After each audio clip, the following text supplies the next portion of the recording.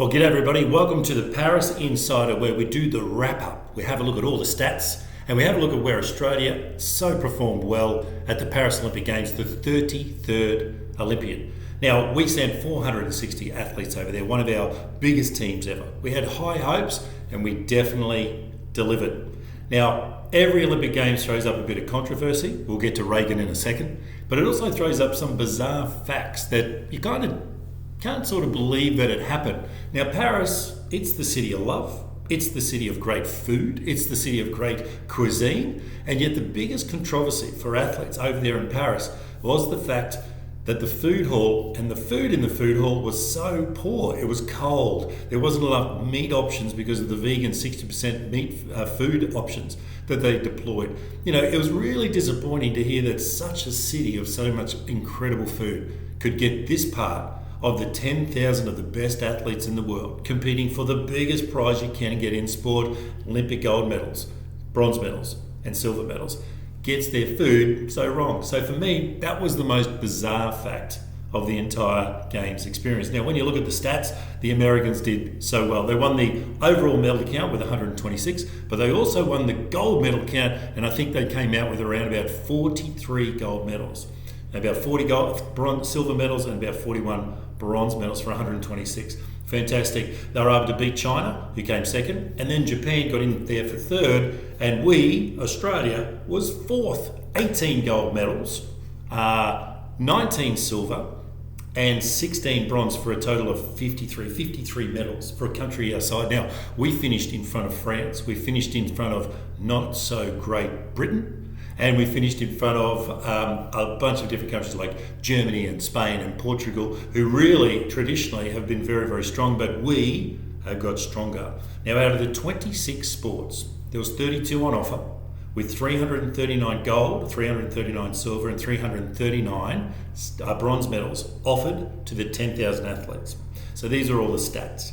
And out of the 32 sports that we could have competed in, Australia qualified for 26 of them. And out of the 26 sports that we took part in, we won medals in 18 of them.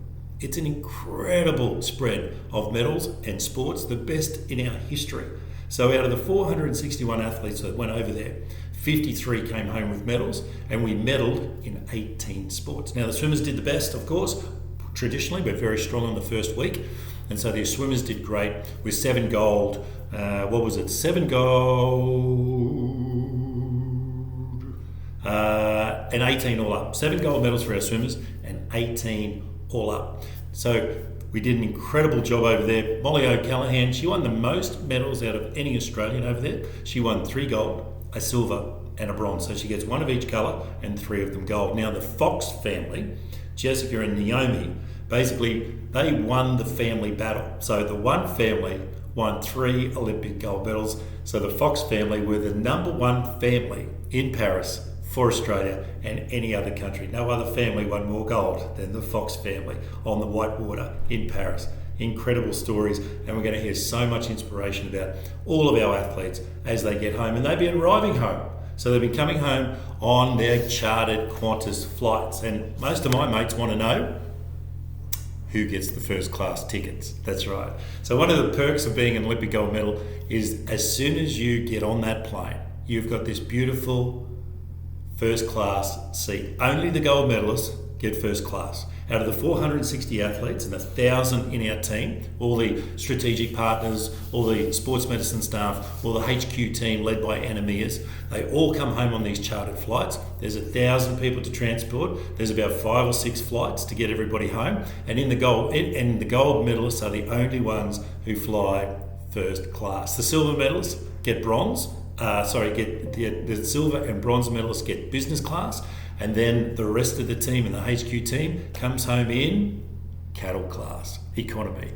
But that's the perks. It's one of the great things. Now, a lot of these athletes who have won gold, they would have never flown internationally in first class before. They might never do it again, but they've definitely earned it this time. So congratulations to them, and I hope they had a great flight home.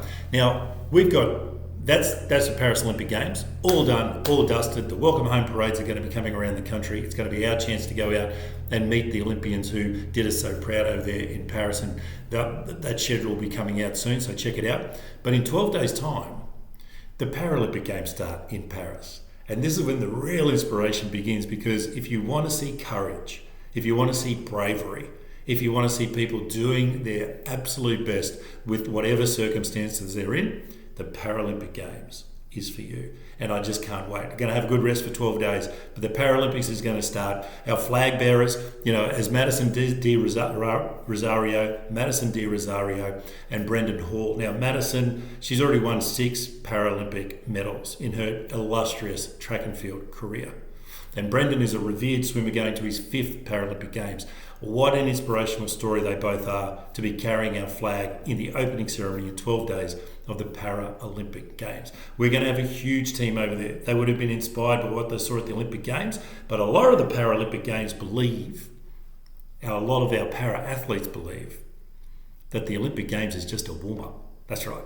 The Olympic Games is our dress rehearsal for the real stuff, which is the Paris Olympic Games. So get set to go. Enjoy your 12-week break between both the games. The Paralympians are going to be inspiring you. I'm going to be bringing you all the action from the track, the field, the pool, on the horses, you name it. Wherever our para-athletes are in Paris, the Paris Insider is going to bring you the inspiration. Enjoy your time off, and we'll see you next time on the Paris Insider.